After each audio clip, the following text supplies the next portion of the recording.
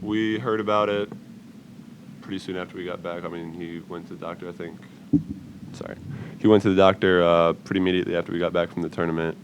Heard about it either the same day or the next day.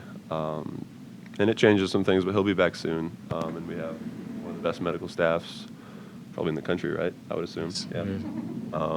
And so Ethan will work his magic, and he'll be back in no time.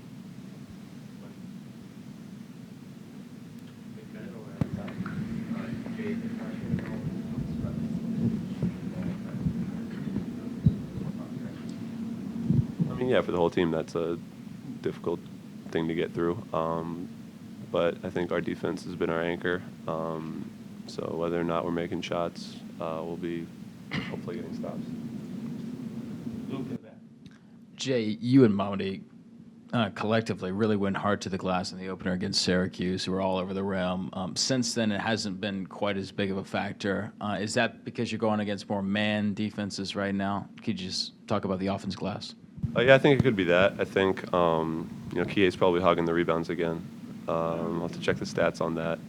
No, but yeah, it just depends. I think teams probably saw that we went to the offensive glass hard, so scouting report changed a little bit.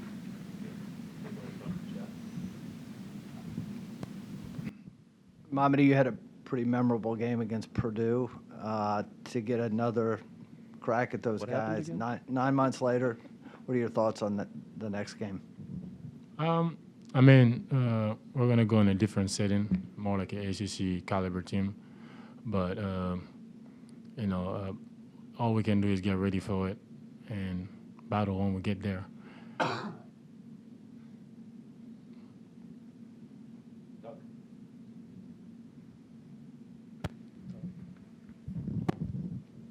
Jay, what do you all think when you see a 26 up there for the opposing team at the end of a game?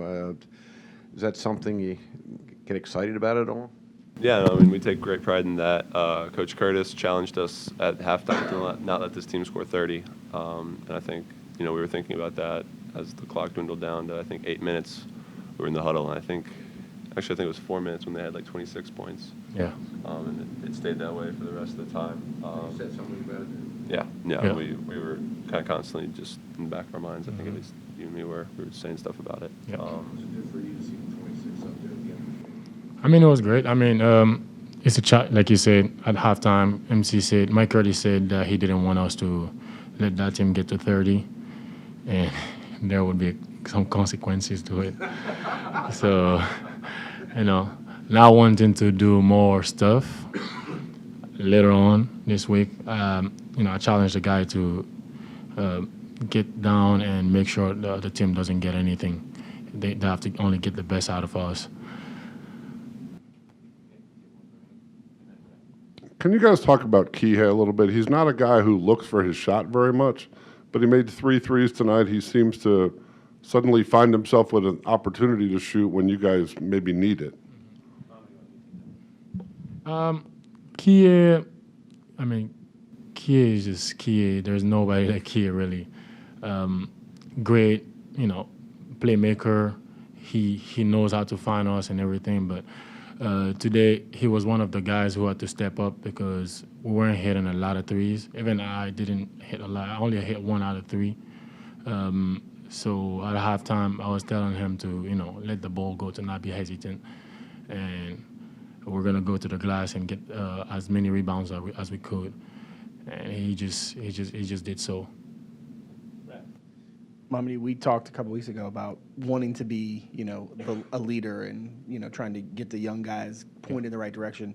When you see him out there kind of struggling a little bit, not sure if they should shoot, not sure if they should pass, what's your sort of message to him, and how do you kind of talk him through those situations? I just tell them to relax, and, the guy here for a reason, and, they have a goal. You want to make it very far beyond, this level. And if you want to do that, can't be hesitant with the ball. You got to be assertive and take, chances when it's there. Don't force it, obviously. But as the time goes by, as you get older, you have more opportunities to show what you're able to do. And coach will make sure to put you in those places. But as of now, we need the young guys to step up and Sometimes you see flashes, but we're trying to make sure they're comfortable in that, and they don't, get confused with, oh, should I pass it? Should I not pass it? Jay, one more about Kihei. Tony called him the heart and soul of this team. How well equipped, just disposition-wise, do you think he is for the kind of burden that comes with being the point guard and being the heart and soul, so to speak? Well, Kihei has no problem, I think, kind of being the guy. And I think he's earned that right, and I think he's confident enough to where I don't think it phases him very much, and he knows his responsibility, he knows what he has to do.